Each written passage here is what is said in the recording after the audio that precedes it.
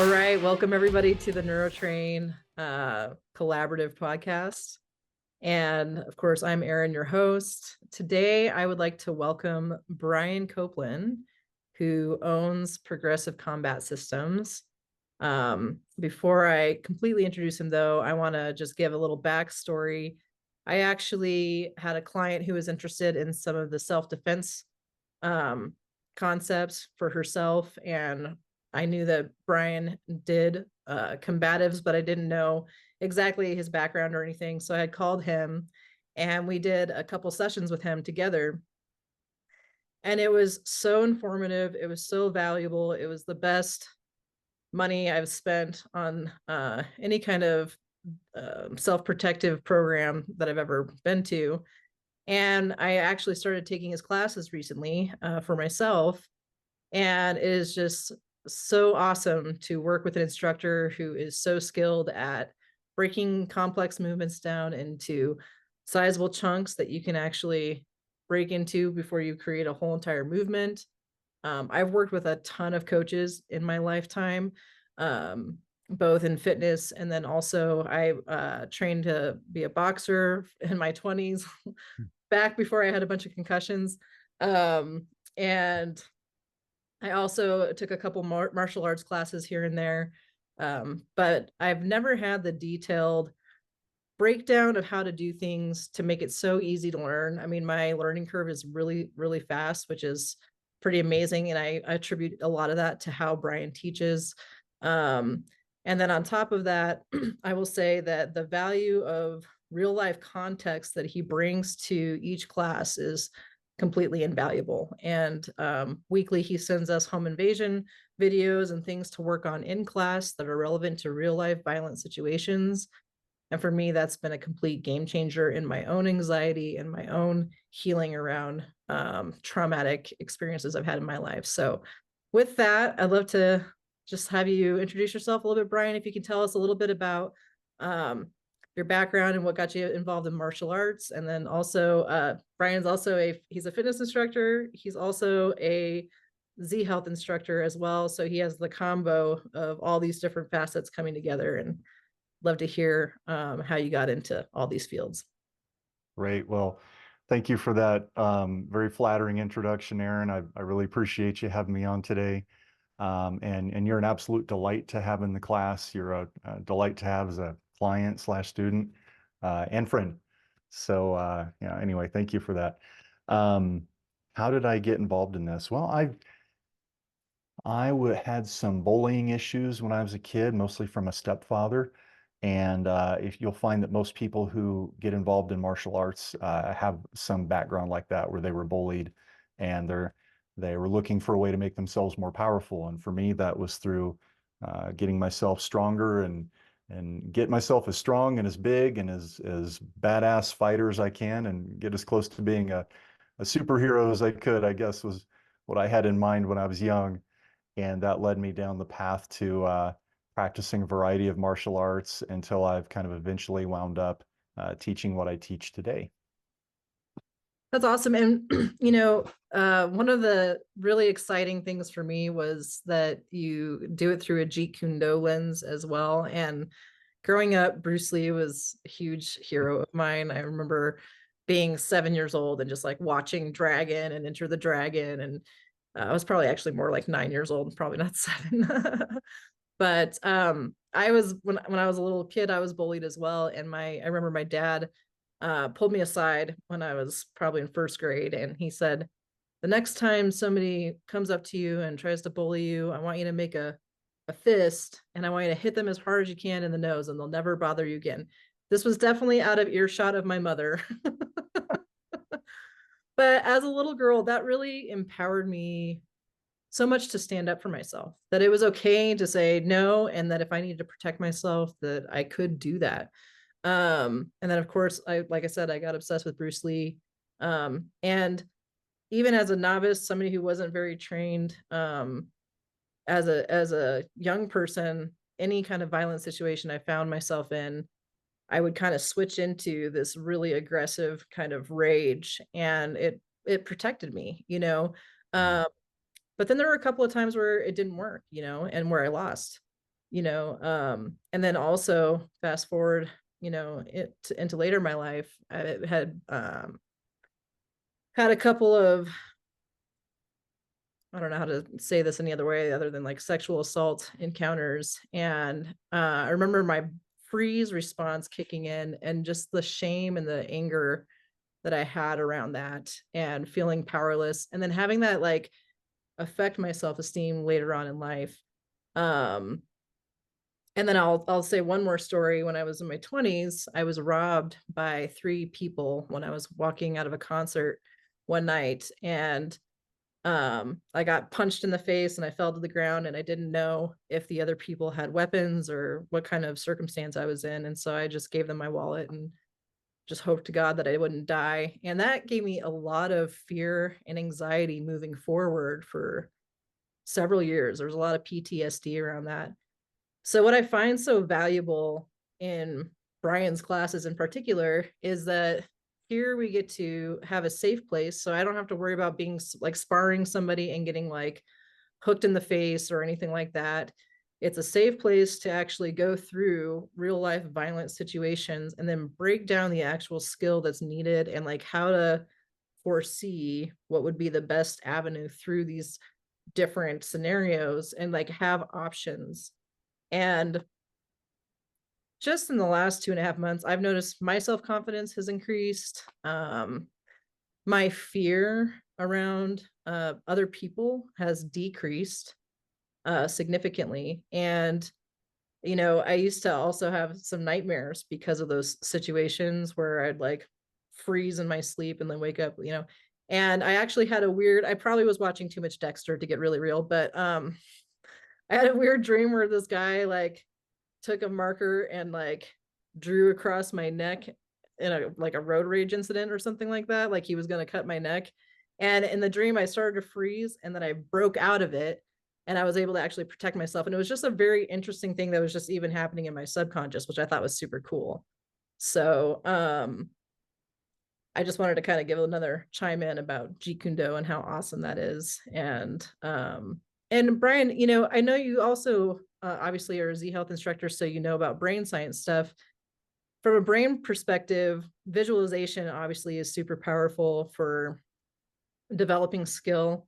Um, and I know that in the speed course, Dr. Cobb talked about OODA loops, and he was talking about, observation basically being our three input systems. So we have our senses and our outside of our body input system, and then we've got our 3D map of our body, our proprioception. That's our tells us where our joints are in relationship to each other through the body, and it helps us determine where we are in space.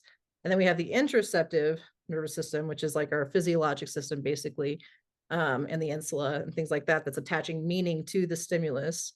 And that's in the observation piece. But then the orientation, which is the next O, is very much about life experience, cultural factors, all these other pieces of context that play a role in our perceptions that then eventually affect how we make our decisions and then how we create an action um, through that. And that's kind of like this like danger processing system, I guess is the best way to kind of explain that.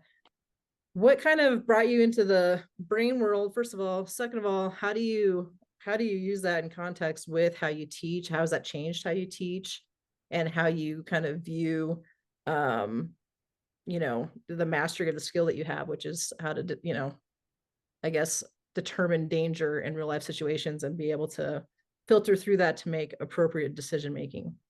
Mm, great questions. So what brought me into brain science was I was a RKC certified kettlebell instructor, and I was at one of their certs, and I think it was good old Jason Wood was showing me some Z Health stuff, or maybe someone else was, and we were talking about it. And uh, someone did one of these classic things, and if anyone's been around that realm, you're going to instantly know what I'm talking about. If not, it's going to sound weird, but we'll be trying to press the heaviest kettlebell we can overhead, and someone will come along and say, "Here, do this with your ankle. Do this like outside toe pull or this whatever it is." Next thing you know, we're able to press the next heavier sized kettlebell up that we've never been able to press before, and you're like, "What the heck?" which was, it seemed like, some kind of weird voodoo at the time. And so I'm not okay with that. I need to understand things. So I asked questions and it led me down the path to reading some books on how our brain and nervous system works with, inhibitions, limiting our performance. And then of course I signed up and took the deep dive into Z Health and learned all about how to apply our various reflexes and things that are way too much to get into in this question into my kettlebell lifting and into my fighting and everything. And it really just changed my perspective on things. And it really helped when you hear about people that are just kind of outside the, like in weightlift or not weightlifting, in fitness, bodybuilding and stuff, there's like bro science and bro talk, and in martial arts, there's the exact same thing. So just kick them in the leg, bro. Just all you need is Muay Thai and Jiu-Jitsu, bro. There's the same bros. You go into probably any area of life, we have the bros. But then you have like the people like Tony Blauer talking about, some of the things that you said Dr. Cobb talked about, which is, hey, you're going to have some emotions that you have to process in violence. You're going to be taking in various stimuli. You have to be able to make decisions. It's not just, yeah, I can punch him real hard or something. Sure, you need to be able to punch really hard, but you also need to be able to deal with uh, fear and stress and doubt and what ifs and what I like to call logical, like decision tree making. And you don't want to have to spend a lot of time working on those things. You want to process them like that. So for me, how do I implement the brain stuff? It's quite simply understanding what kind of bottlenecks we as human beings are going to go through in violence, and then trying to figure out how to train to limit the problems of those bottlenecks. So for instance, I like to do kind of this flow chart for people to have a logical understanding of let's say a sucker punch scenario. You know, why'd you let someone get close enough? Or did you have a choice? If not, or you find yourself here, great. What's going to happen next? And I don't mean it in such a scripted way as to make it non-functional, but literally, where are your hands at? How are you standing? What's probably going to happen? Can you de-escalate? What happens if it doesn't work? Do you have a plan for what happens next? Do you pretty much know? And you pretty much do know what's going to happen next. It's going to be one of a few handful of things. Are you ready for those? And when we have trained our brain to understand, well, these are the things that are probably going to happen, all of the sudden, we are no longer in this chaotic, oh my gosh, what's going to happen? Am I going to get in trouble? Is this going to happen? Blah, blah, blah, blah, blah, blah, blah. It's, you know what? He's either going to throw a punch, he's going to headbutt, he's going to draw a knife, whatever. There's a handful of things that can happen. And here's what I'm going to do about it. We can also work on, what if I lose? Right? What if I win? Great. Let's go through that with critical thinking. What if you lose? What are the consequences? What if you win? What are the consequences? When we have thought through that, it kind of takes all of the mystery away, and people are scared of what they don't understand. That is so true. Oh my God. So, the brain, one of the things we talk about with the Z Health background and Z Health lens is that our brain keeps us alive through prediction and pattern recognition. So, if you lined up 10 people and kicked them all in the shin, uh, and you had an fMRI on their brains, they would all have a different fMRI experience based off of what that information contextually means. So maybe one guy is an MMA guy and it means nothing because my kick was weak and he didn't even care. If you've never been kicked before, that might be extremely threatening, right? And so it's going to light up differently than somebody who's been kicked 1,000 times and knows what a really hard kick is versus a not so hard kick. Um, the other thing that I think is really important is that, our brain is geared mostly towards survival. I mean, that's really, and then movement's a second piece of that. Um, and I read Gavin de Becker's book, The Gift of Fear. And one of the things he talked about in there is how we're the only species that ignores our survival instincts. And I thought that was that in itself was just like, whoa. And I think it particularly for me as a woman, like, um, that is like so real because we're kind of taught at a young age to be polite, not to be a bitch, like you want to be kind to people, give people the benefit of the doubt. I had a Christian upbringing, and a lot of that was, see the good in people. And um, so there was a lot of cultural things that as a young adult into my adult years, I overrode a lot of my survival instincts that were kicking in because I was trying to be a good person, and I didn't want to be a judgmental person, or I didn't want to be a whatever. But it ended up putting me in pretty precarious situations. And what I loved about what Gavin DeBecker talked about, because he helps all kinds of different survivors of assault, but the shame that, in particular, some of the women he was talking about with the sexual assault stuff that they feel, and like how that can become paralyzing, a lot of that has to do with the fact that they've kind of stopped trusting themselves. Like, who am I picking?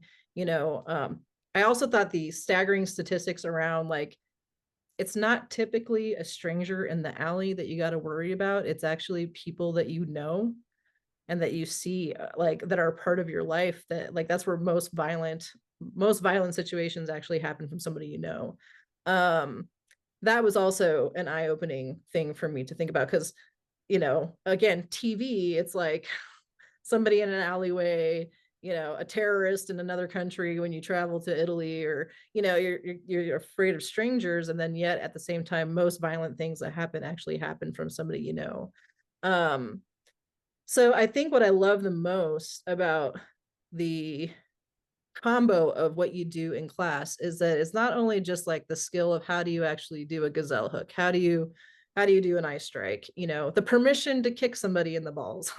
um there's just like this honor thing where you just don't do that in other sports, obviously, but when it comes to living, that's definitely a viable option, right? If it means I'm gonna die potentially, like, I'm not gonna be polite and not kick you in the junk. I think that that piece of the skill and how you apply it, but also the context, what level of threat is this? Is it a low level, a medium level, or a high level? That's a skill in itself, just filtering through that, taking the time and the space to go, is this person in my X, or are they further away? What would I do if they were further away versus how close they are to me? How high is the threat? And then from there, it starts to take out all this anxiety, because now my brain's predicting, this might not be that bad because they're over there, there's no weapon, they're half my size, I might not have to be so uh rageful around the crusty look they send my way, or flipping me off or whatever, right? Because that ego also, managing those ego emotions that come up when somebody is disrespectful or whatever, versus this person's my size or bigger, they're acting kind of erratic and unpredictably. Okay, I'm going to prepare, and I'm going to watch, and at this point, I'm moving them up a level in the threats, instead of, oh, I shouldn't judge them because maybe they're mentally ill or whatever.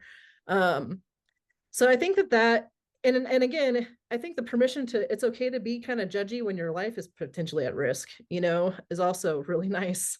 Like, it's okay to not feel safe if somebody's acting weird, you know?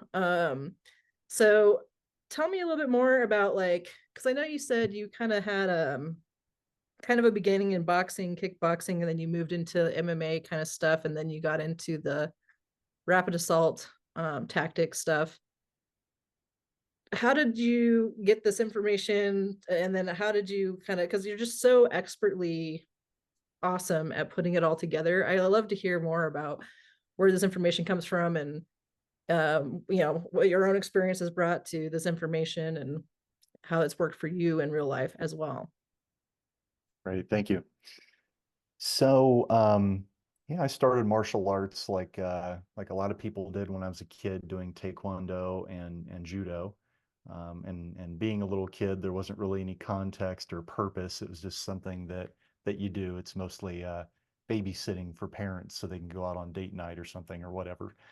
Not that I don't think there's value in that, because obviously getting a kid physically active and learning to master their body is super important, and then learning discipline and things of that nature. But anyway, as for me, it didn't really contribute a whole lot into my martial arts. But when I started getting into my late preteens and early teens, got into a lot of trouble. Got into a lot of trouble when I was young. Um, and it put me in a lot of precarious situations. And like you, I started watching, you know, uh, kung fu theater, TV, or whatever, and I just became enthralled with, Bruce Lee and just other martial arts masters that I would see in the movies. And I'm like, I want to be like them. They're just emotionally, physically, just unmovable, unshakable, and I wanted to be that. So yeah, I started reading Bruce Lee's books. They were way too high level for where I was with martial arts philosophically. Um, I ended up joining a boxing, kickboxing gym initially, cut my teeth there, all the while trying to understand more of the Bruce Lee concepts where, okay, here's sport fighting, but I need to not be so limited or restricted by things. But I just didn't quite have that cultivation yet. I didn't have enough time and experience and reps to really understand it the way I do now. 1993, I believe it was when the first UFC came out, and we saw the effectiveness of ground fighting. And I'm like, I got to get in on that. So I started training with my wrestling buddies, realized really quick I had no answer for the ground. I started training with, I want to say it was a US Olympic judo coach, or yeah, did that for a short while until moving into a mixed martial arts gym, probably one of the first mixed martial arts gyms around because it was so new at the time. And I trained with the legendary and the late Clarence Thatch for a number of years. Met some wonderful people, met a lot of people that were not wonderful because it was a rough and tumble gym where real fights would happen all the time. But I really developed a breadth of understanding, or I should say experience, maybe not a lot of understanding, but experience in hitting, getting hit, grappling, choking out, getting choked, etc. And the one interesting thing that just never really happened was me feeling comfortable with violence. Sure, in a ring maybe, but not in the street. Now, keep in mind we were training one-on-one, no weapons. So, but that wasn't even what was in my head. It was just literally the experience of fear and dealing with adrenaline and violence wasn't really solved through the mixed martial arts training. And for some people it might be, by the way, but that goes back to what you said earlier. What other life experiences do they have to draw from to help them out and piece that together? So, kind of long story short, I wound up going out to California and training with legendary martial artist Paul Vunak. He's the guy who created Rapid Assault Tactics, which is originally created for Navy SEAL Team 6 when they first got started. And it's used by a lot of government agencies now. And got certified in as a Jeet Kune Do instructor, RAD instructor, force continuum for law enforcement. So, like, how much force can you use? A couple other things.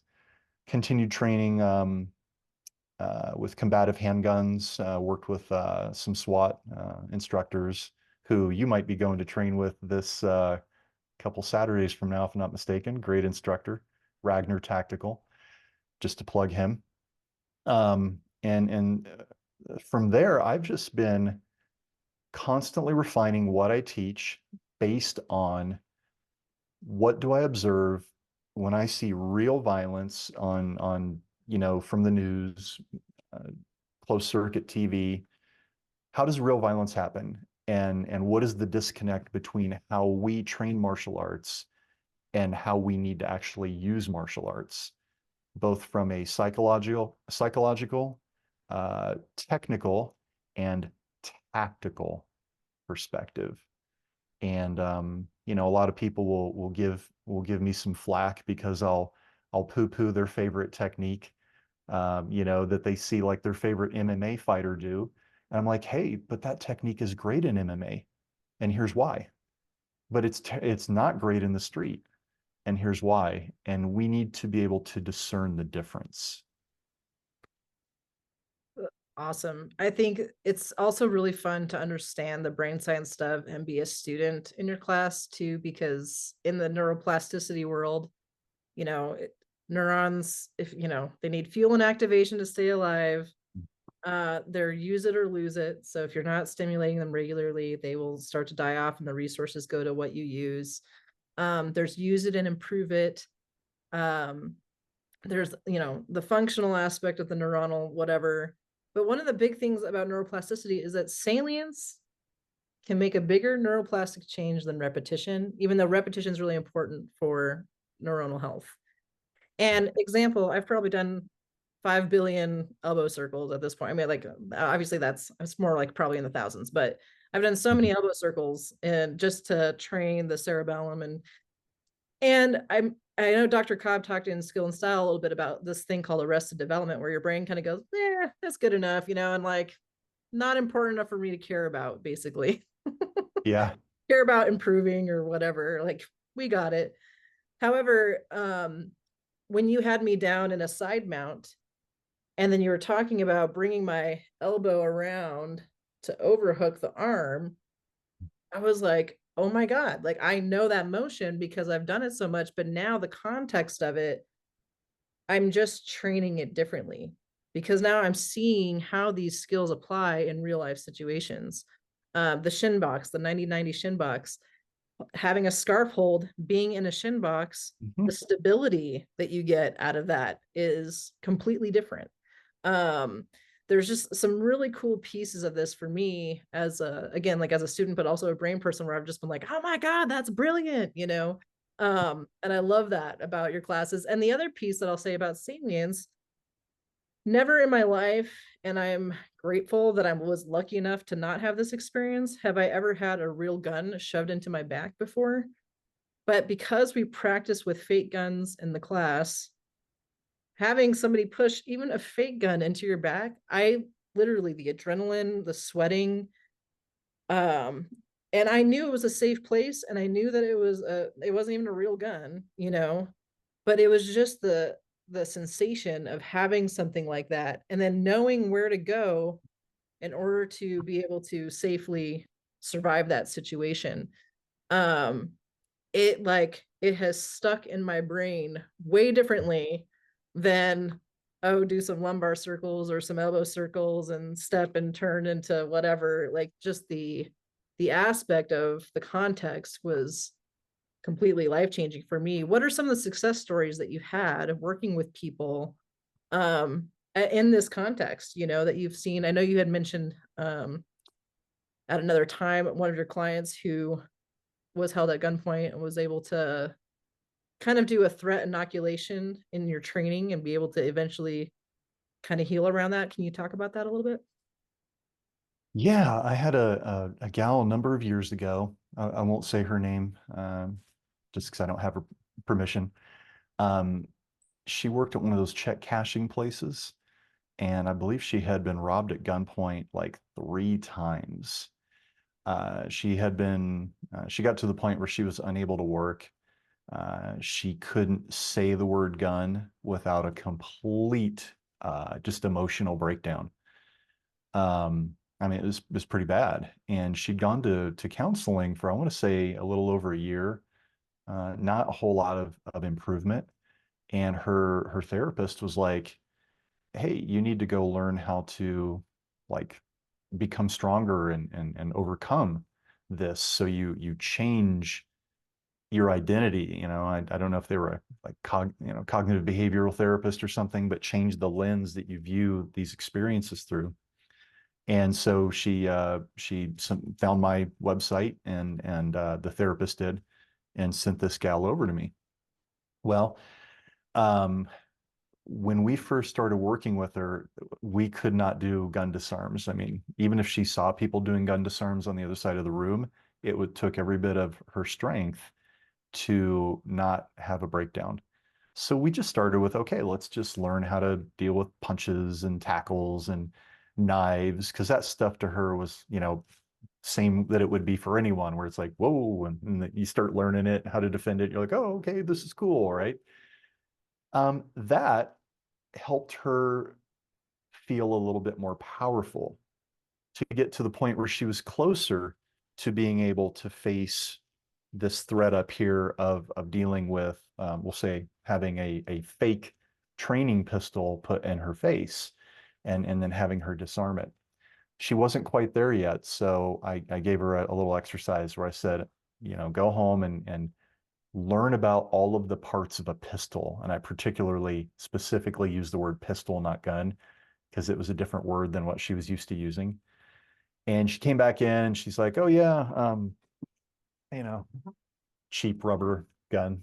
But oh, here's the trigger and here's the slide lock and here's the magazine and the magazine release and the slide moves back and forth and blah blah blah blah blah. And she was excited about it, like because she learned something. And as I had mentioned earlier, when we don't know about something, when it's a mystery, it's scarier. And when we understand something, that fear, I'm not going to say it goes away, but it goes to maybe a normal level. Like I know a lot about bears and I'm still like scared of them, but I'm scared of them at a normal level. Right.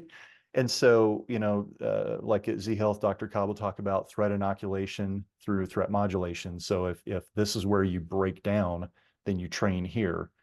And then all of a sudden you can deal with a little bit more and then you move your training up and you always want to stay right below what's going to cause you to break. You can push up against it depending on where you're at emotionally and stuff. And sometimes you have to stay a little further away from it, like we did with her. But we got to the point where, okay, she's ready to start doing something with gun disarms. But it was her holding the gun at me and me doing the disarm, as opposed to having the gun aimed at her. And keep in mind, this is stuff that this took months. And then finally one day she's like, I want to try doing the gun disarm. But instead of pointing at her face, we started pointing it at her like stomach or chest, right? And then eventually, after a handful of weeks of that, she was able to do it pointing at her head. And it was kind of interesting because the first time I'm like, all right, are you ready? She's like, yeah. I pointed the training pistol at her head and you saw her skin color change. She went green. She started getting clammy. She breathed, reminded herself of who she was, and bam, took that gun away. And then she was like excited. She like yelled out. It was like the most amazing thing ever. The whole class like applauded because they knew her story. And it was this wonderful experience. And she was able to go back to work and get off medications. And yeah, it's a life-changing event process that I'm humbled and had the pleasure of being a part of. God, that's so cool. And I'll say for me, when we were training with my client, you were talking about multiple attackers. So for me, that robbery, we actually kind of relived the robbery a little bit. Mm. Uh, and again, I remember having like I had to step outside for a second. Just even having you talk about three people coming up, and you had the Mm. punching bag as one person, and my client as the other, and that wasn't even a real three people. Yeah. But it was like this flanking, like bizarre experience. And but I was able to kind of like let the energy move through and then like shake it out, come back in, like establish, hey, this is not a real situation. This is in the studio, and like, and then to kind of go through what are the options? What are the options that I have when there's three attackers, versus just one? Um, Again, I don't know how to describe it other than there was a shift in me that day that I wasn't expecting that was really Mm. powerful. And I think a lot of people tend to avoid things that trigger them. I know I have in my life because I've had a lot of different traumas and a lot of different anxiety issues and depression issues and panic attacks. And there was even a time in my 20s when I had full blown agoraphobia and I didn't like leaving my apartment. And if I did, I had to have a hoodie on with the hood up. And if I went into a public place, I had to have my back against the wall. Um, This was probably a couple years after that robbery, actually, now that I'm talking about it. But now I don't deal with that. And I want to attribute a lot of that to, first of all, I got sober. That helped a lot. Mhm. Because Yeah. I used to try to drink my pain away. Um, and recovery helped a lot with that. I've done a lot of therapy myself, which has also been very helpful for me, and trauma work. Um, but again, there's these like residual pieces where, in my experience, having the physical ability to actually work through them and like feel and process and break it down has been revolutionary versus just kind of talking about it and doing some eye drills or tapping or something like that. Yeah. Um, so what you do is just an amazing service, and that's why I wanted to have you on here. Like I said, I just love taking your classes. I love the way you teach. You're one of the most excellent coaches I've ever worked with. Um, I would say obviously Zachariah is my primary coach that I work with, but he lives in Phoenix, so I don't get to work with him very regularly. But this style of training has just been really, really powerful. Yeah, exactly, Zachariah. Um, and I just wanted to make sure that the world knew about your services. You guys can follow him on YouTube. Do you want to talk about your YouTube channel? Yeah, sure. I'm currently doing one video a week, and it'll range from I might go over a topic like how to prevent a home invasion or a carjacking. I might show a video of real violence that happened and talk about how you could either not wind up in that position or how you could like win against it if you wound up in those positions. Or I'll just teach like, hey, here's how you throw a good jab. Here's how you do a good like tie clinch and throw someone to the ground, or just, techniques, things. And occasionally I'll do some follow along, like here, here's 2.5 minutes of, we can practice our strikes and stuff like that. My YouTube channel is just Brian Copeland. I think it's Brian Copeland JKD, as in Jeet Kune Do. Um, you'll find me. I'm the guy that looks like me. And yeah, my website is progressivecombatsystems.com. Awesome. And for those that are out of town, what would you recommend if they're interested in something similar to what you offer, but unless they fly here and move here for several months, might not have? Just move to Aurora, Colorado. Your job, your wife, your kids, who cares? They'll be fine. Just move. Just find a $2,500 a month studio apartment in Aurora, Colorado. Anyway, uh, um, obviously you can follow my channel. You can go to my website and read my previous. I have a blog where I have videos and discussions that you can learn more about. But you know, even if you can't find the ideal, and I don't even know if I'm the ideal perfect martial arts gym. Nothing's ever ideal. It's what you need at the time. But even if you can't find a perfect martial arts gym, find something. Uh, Typically, if you can find something that does more reality-based stuff like Krav Maga, Jeet Kune Do, anything that where Tony Blauer has been involved. I don't think he doesn't have a style, but a coach that's maybe worked with Tony Blauer or Paul Vunak. Not that there aren't other good ones out there. I just can't list them all. That would be probably the best place to go. Next would be something like probably a sport martial arts gym like MMA, because they do have the goal of actually winning a fight by hurting someone. And I'd probably say the least um, that I would recommend would be more of your traditional martial arts like karate or taekwondo or aikido. Not that there can't be a good school that teaches those, by the way. They just generally are not going to be thinking in terms of being efficacious for reality-based fighting. That's awesome. I'm trying to think if there's anything else that we want to talk about. I want to talk one more second about the flinch response. And again, back to the speed course. The speed course in Z Health is like an emphasis on how important reaction time is to saving your life, basically. So Yeah. a big portion of that is vision drills, because if you are not blind and you have eyes, It's your most important input system, period, about informing your brain and body what to do and how to move.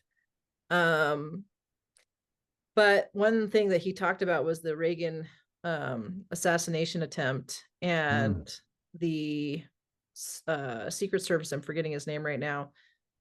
There's like it was one of the most well documented assassination attempts ever because there were so many camera angles going on at the same time. And what they determined is that the Secret Service agent that responded, there was like a picture of it was like gunshot one and then gunshot two, and you see the Secret Service guy flinch up next to Reagan, and then the one against the wall hadn't even reacted yet. And within, I think it was like zero point 0.3 seconds, he grabbed Reagan in his flinch response and threw him in the car, and it still hit Reagan. I think it hit him in the side or something like that. But if he was 0.01 or whatever, how many milliseconds slower, it would have hit him in the head. And wow. most life or death situations don't happen in seconds and minutes and hours. They happen in literally thousands of a second differences. Right. And so it was just kind of, the importance of mastering your skill. This guy had never been in a physical situation where he had to react with gunshots firing in real life.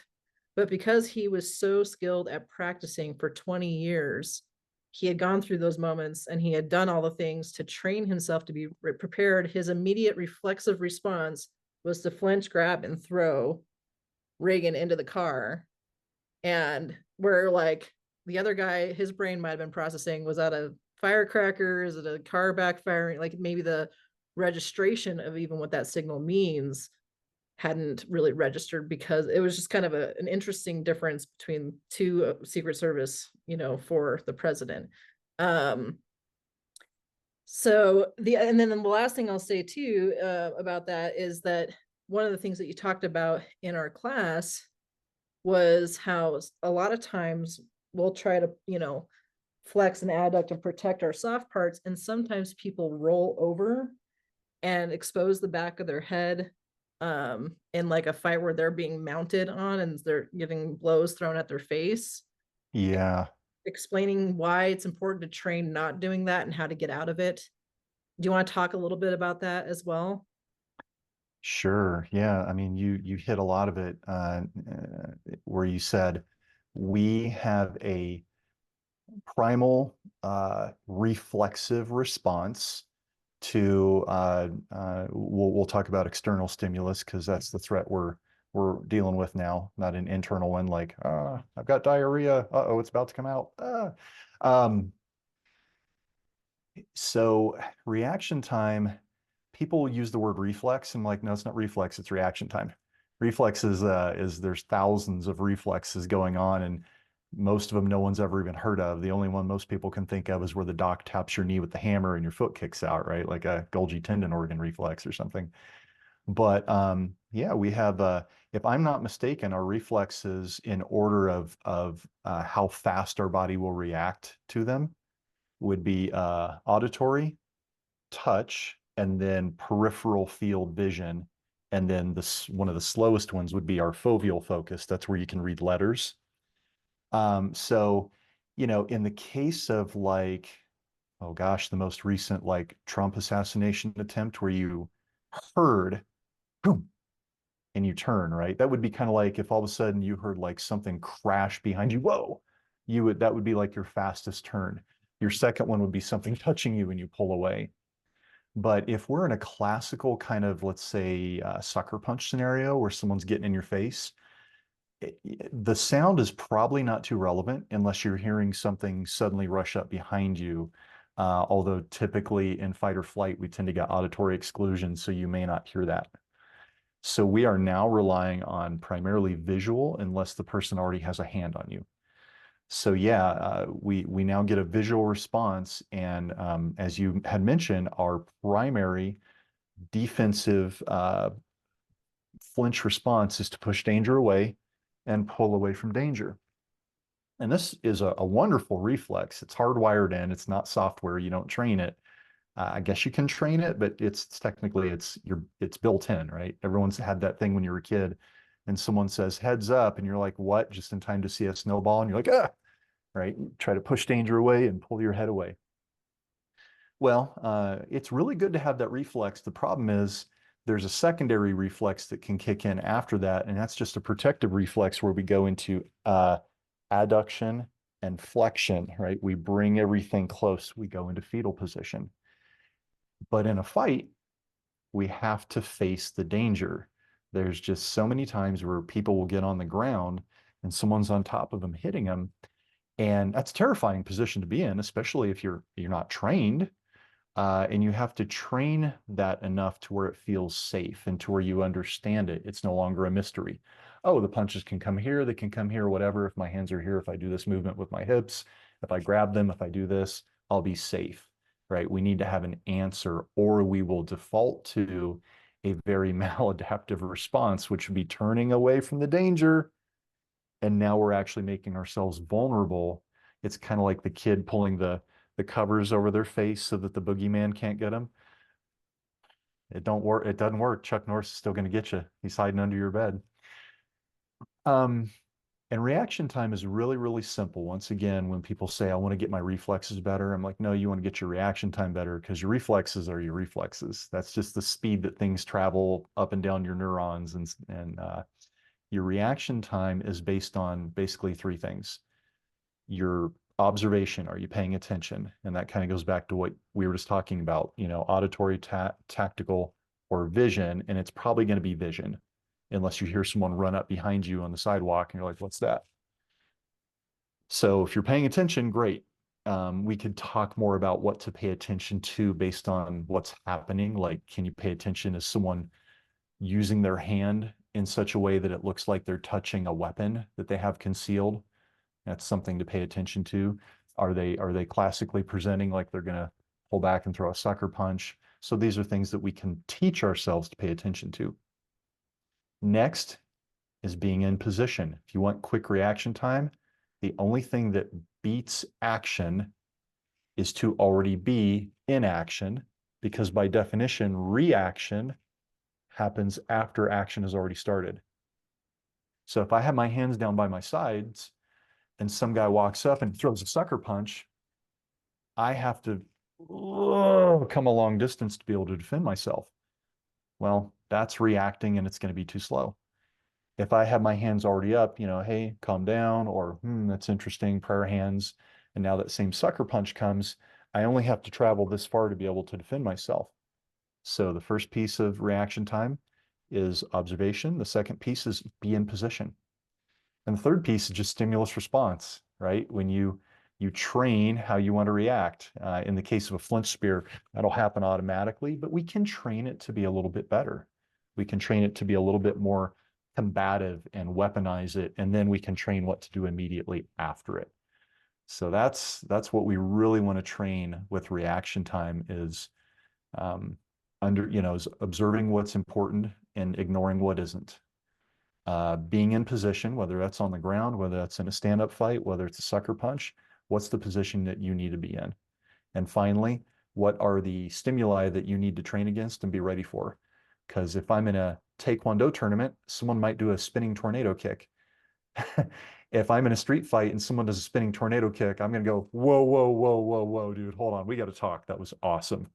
Let me get my camera, do it again, right? No one does that.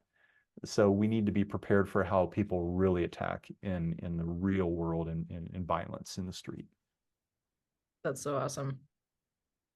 Um, Anything else that you want to share about your services or how people get a hold of you other than what you've already shared? Yeah, in terms of how you get a hold of me, it's just progressivecombatsystems.com. That's about it. Other than that, I would just say it is my personal opinion, and I know I'm not the only one that holds this opinion, but it's my personal view that every good person should train in reality-based martial arts, become part of the warrior class. You've probably heard the saying before, it's better to be a warrior in a garden than a gardener in a war. And we don't live in a garden. And granted, most of the interactions we have in our life, 99.9% of the time is good. But there's criminals out there and there's real violence out there. And if you are a warrior and you're prepared for those rare circumstances that hopefully you never even wind up in, but it's a numbers game. Some people are going to wind up in them, and some people are going to wind up in them multiple times. Then if you have the skills, you'll be able to handle them. Another thing I'll have to say about that is if you're part of the warrior class, you generally don't wind up in them because you carry yourself in a manner that asocial predators who are looking for your property, your body, or your life, they look at you and they go, he or she looks like a lot of trouble. I'm going to wait for the next person. That's awesome. Thank you so much, Brian. It's been a pleasure having you on here. I just want to do a quick addendum. I've worked with a lot of awesome coaches. So this is by no means a put down to anybody else I've worked with. I just really appreciate Brian's style and what he brings to these classes. And for me, it's helped me learn faster this particular skill set than any other skill set that I've learned in the past. And so I'm very grateful for that. My So pleasure. I'm humbled. awesome, you guys. We'll see you in the next episode.